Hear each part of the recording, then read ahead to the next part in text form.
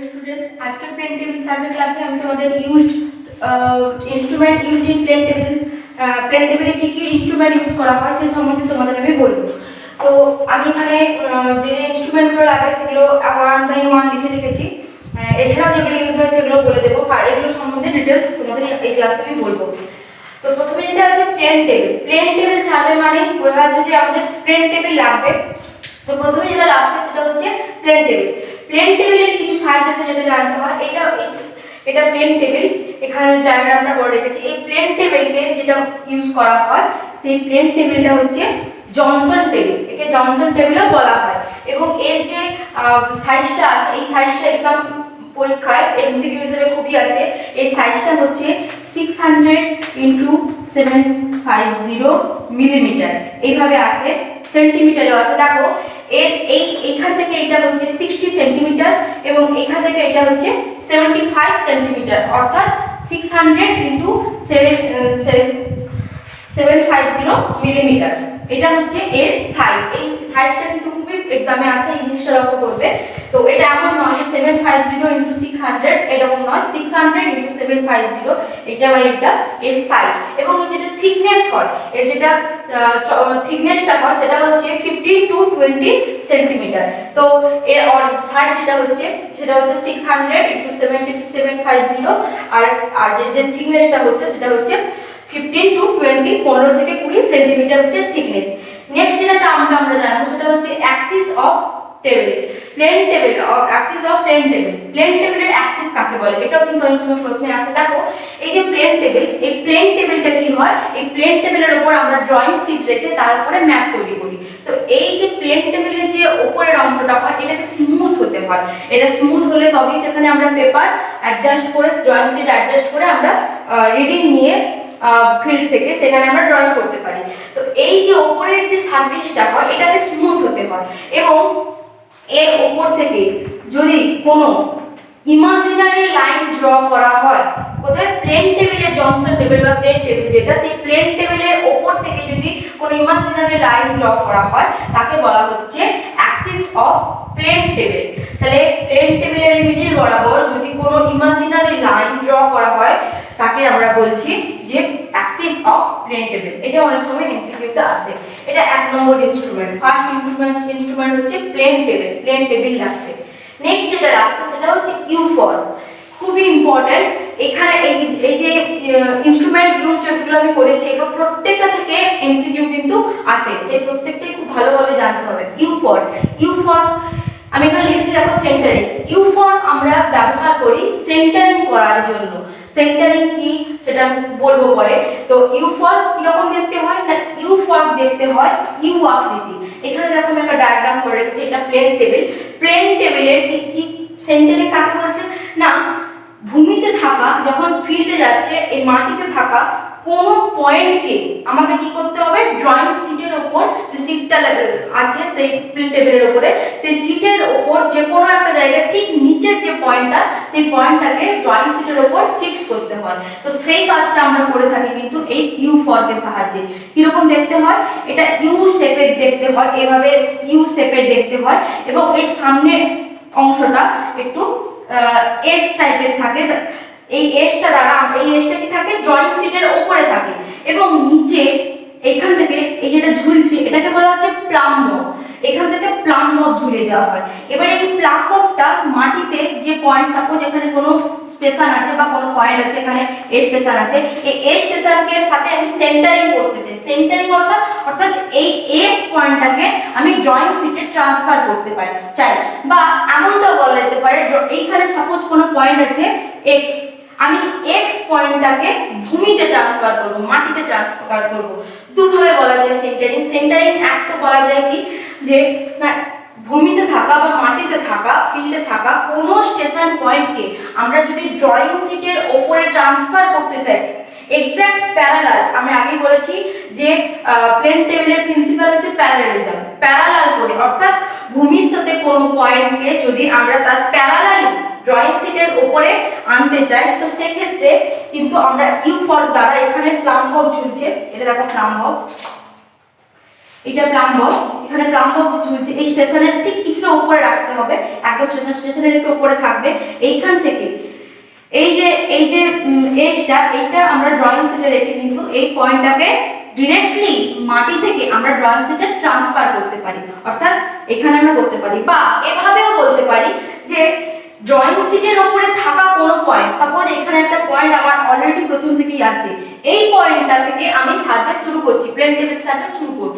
তো তাহলে এই পয়েন্টটাকে আমাকে মাটিতে ট্রান্সফার করতে হবে, সেইখানে স্টেশন পয়েন্ট করতে হবে। তো সেক্ষেত্রে ওই পয়েন্টটায় কি করতে হবে, ইউ ফর্কটার এজটা রেখে কি করতে হবে, নিচে প্লাম্বক ঝুলিয়ে দিতে হবে। অর্থাৎ যে জায়গায় প্লাম্বককে টাচ করছে বা টাচ করছে বলতে যে জায়গাটায় যাচ্ছে উপরে আছে, ওই জায়গাটায় আমাদের কি এক্স স্টেশনটা ট্রান্সফার হয়ে যাচ্ছে, একে বলা হচ্ছে সেন্টারিং। এই সেন্টারিং করা হচ্ছে কিন্তু ইউ ফর্ক দ্বারা, এবং তারপরে লিখেছি দেখো প্লাম্বক।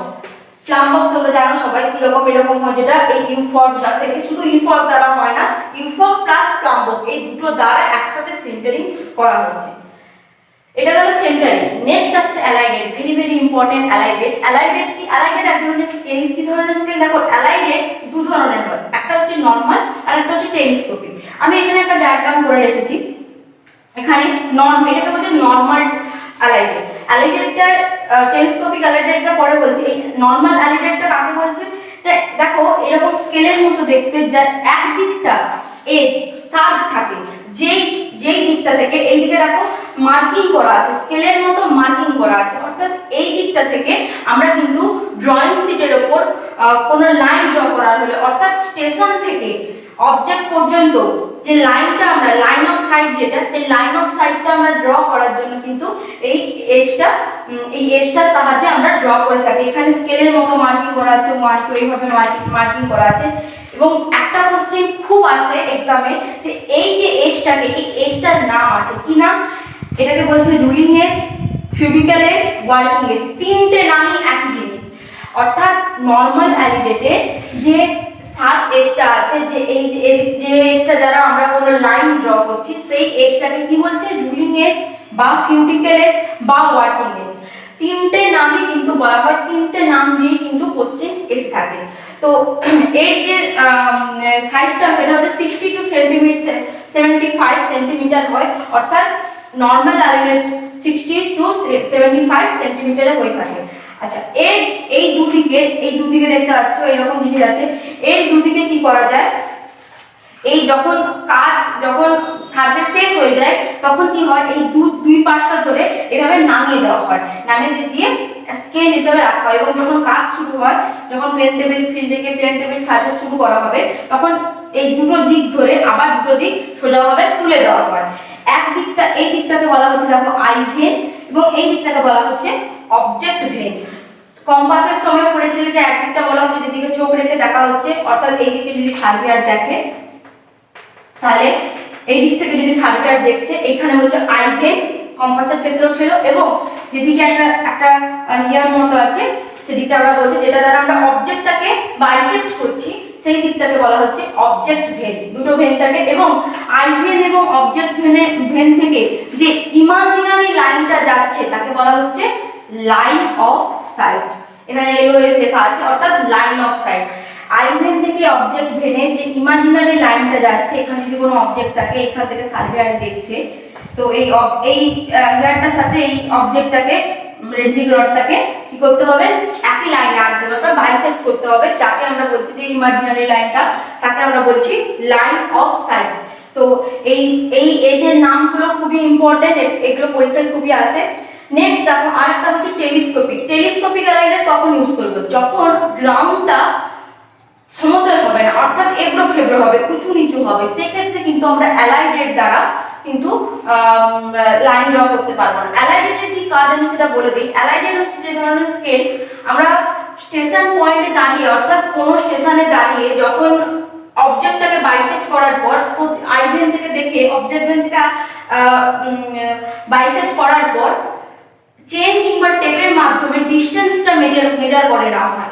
ডিসটেন্স মেজার করে স্কেল ধরে নেওয়া হয়। স্কেল কি জিনিস আমি পরে বলছি। স্কেল ধরে সাপোজ 3 মিটার, তো এখান থেকে এই যে এজটা আছে কিউবিক্যাল এজ বা ওয়ার্কিং এজ বা এই এজ রুলিং এজ, এই এজটা দিয়ে আমরা কিন্তু ড্রয়িং শীটের উপর লাইন ড্র করি বাই অ্যালিডেট। অ্যালিডেট দ্বারা আমরা ড্রয়িং শীটের উপর লাইন ড্র করে থাকি। এবং টেলিস্কোপিক অ্যালিডেটটা কখন ইউজ করা হয় না, যখন বললাম কি না, যখন সমতল গ্রাউন্ড নয় অর্থাৎ উঁচু নিচু গ্রাউন্ডের ক্ষেত্রে কিন্তু আমরা সেক্ষেত্রে টেলিস্কোপিক অ্যালিডেটটা ইউজ করে থাকি। টেলিস্কোপের অ্যালিডেটের উপরে টেলিস্কোপ লাগানো থাকে, আমি যেমন আগে তোমাদের লেভেলিং থিওরিতে বলেছি যেমন টেলিস্কোপ হয় ঠিক সেরকম সেম টেলিস্কোপিক লাগানো থাকে।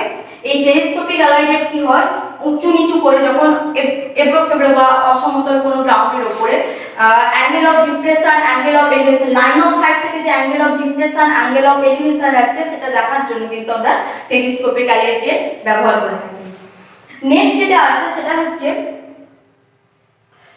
ইন্ডিয়ান ট্যানজেন্ট কিলোমিটার, অর্থাৎ এটা হচ্ছে কি না, ইন্ডিয়ান ট্যানজেন্ট কিলোমিটার হচ্ছে আমরা ভার্টিক্যাল অ্যাঙ্গেল, অর্থাৎ এই বললাম টেলিস্কোপিক অ্যালাইডেট যখন আমরা ইউজ করছি কি ক্ষেত্রে না, যখন গ্রাউন্ডটা সমতল নয় সেক্ষেত্রে আমরা ইন্ডিয়ান ট্যানজেন্ট কিলোমিটার কি করছে, ভার্টিক্যাল অ্যাঙ্গেল হিট করার জন্য কিন্তু ওই লাইন অফ সাইড থেকে অ্যাঙ্গেল অফ ডিপ্রেশন আর অ্যাঙ্গেল অফ এলিভেশন দেখার জন্য কিন্তু ইন্ডিয়ান ট্যানজেন্ট কিলোমিটার আমরা ইউজ করে থাকি।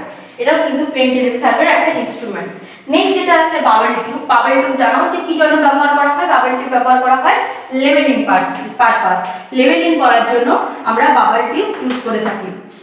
আমি এখানে বাবল টিউবের ডায়াগ্রামটা দেখিয়েছি। এবং বাবল টিউবের মধ্যে কি থাকে বলেছিলাম, বাবল টিউবের মধ্যে থাকে ইথার আর অ্যালকোহল।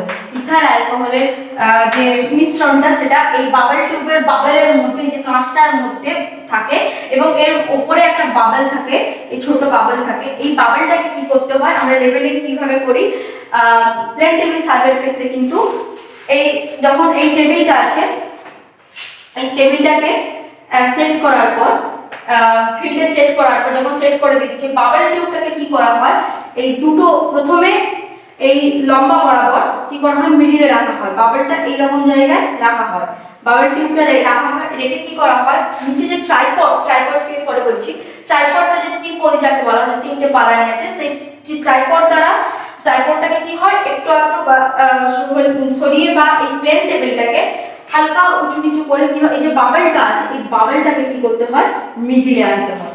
এই বাবল টিউবটা দেখো আমি এখানে দুভাবে দেখিয়েছি, একবার হরাইজন্টালি একবার ভার্টিক্যালি, অর্থাৎ বাবল টিউবকেও কিন্তু দুবার লেভেলিং করতে হয় বাবল টিউব দ্বারা। কিভাবে না, প্রথমে এই দুটো অ্যাক্সিস বরাবর এই মিডিলে রেখে বাবল টিউবটাকে কি করতে হয়, বাবলটাকে প্লেন টেবিলটাকে হালকা রোটেট করিয়ে সরিয়ে কি করতে হয়, বাবলটাকে মিডিলে আনতে হয়।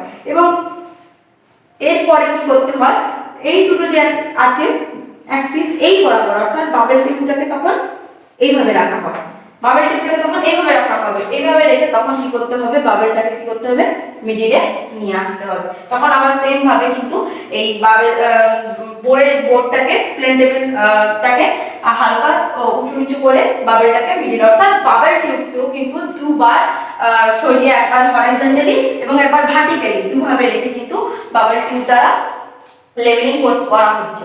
তো এরপর যেটা আসছে ট্রাক কম্পাস। ট্রাক কম্পাস কি না, ট্রাক কম্পাস আমরা লেভেলিং পারপাসে দিক ওরিয়েন্টেশন পারপাসে আমরা কিন্তু ইউজ করে থাকি। ওরিয়েন্টেশন কি আমি সেটা বলবো পরে।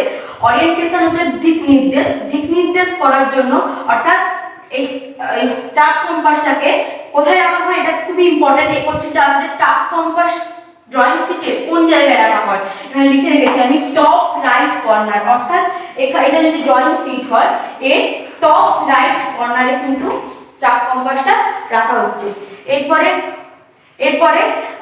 এবং এটার ম্যাক্সিমাম কত, এটা ম্যাক্সিমাম 5 ডিগ্রি, 0 to 5 ডিগ্রি কিন্তু নির্দেশ করছে এই ট্রাক কম্পাসটা। এটা নর্থ সাউথ ডিরেকশনে আমরা যখন ড্রয়িং শিটের উপর রাখছি তখন এটা কিন্তু নর্থ সাউথ ডিরেকশন, অর্থাৎ এই নর্থ ডিরেকশন ইন্ডিকেট করছে কি ট্রাক কম্পাস। নেক্সট যেটা আসছে সেটা হচ্ছে ট্রাইপড।